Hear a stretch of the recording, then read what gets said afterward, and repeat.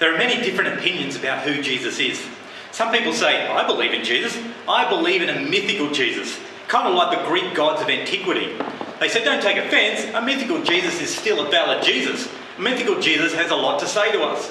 This is not the case. A mythical Jesus is a false Jesus, an imposter.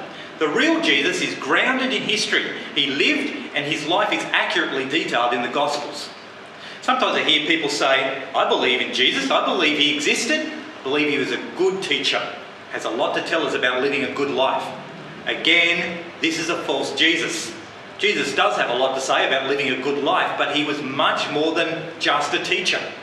He claimed to be the Son of God, demonstrated it, died and rose again.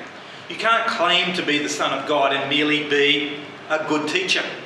In fact, C.S. Lewis once said of Jesus that his claims mean that he was either a liar, and his claims are false, or a lunatic, he was delusional, or he really is who he said he is, the Son of God.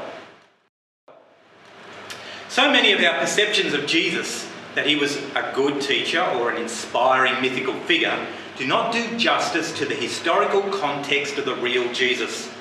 Anything less than the real thing will have far-reaching consequences, eternal consequences. John 3:16 says, For God so loved the world, he gave his only Son, that whosoever believes in him will have eternal life. In Mark chapter 10, a young man hears the buzz on the street. Jesus is in town. The one from God is here. So this man goes to check him out and to ask Jesus if he's on the right path. You see, this man is looking for a particular Jesus, a Jesus who will say, you're definitely on the right path. You've grown up in a good home, you work hard, you haven't done any harm to anyone. You're a good moral man. Why wouldn't God give you eternal life? This man says to Jesus, Good teacher, what must I do to get eternal life? Now at this point, Jesus discerns the heart of this man. Jesus very quickly recognises this guy is travelling down a well-worn, often used road, but it's the wrong road. His question is flawed. He says, what must I do to inherit eternal life? And this has been the problem of those trying to connect with God down through the ages.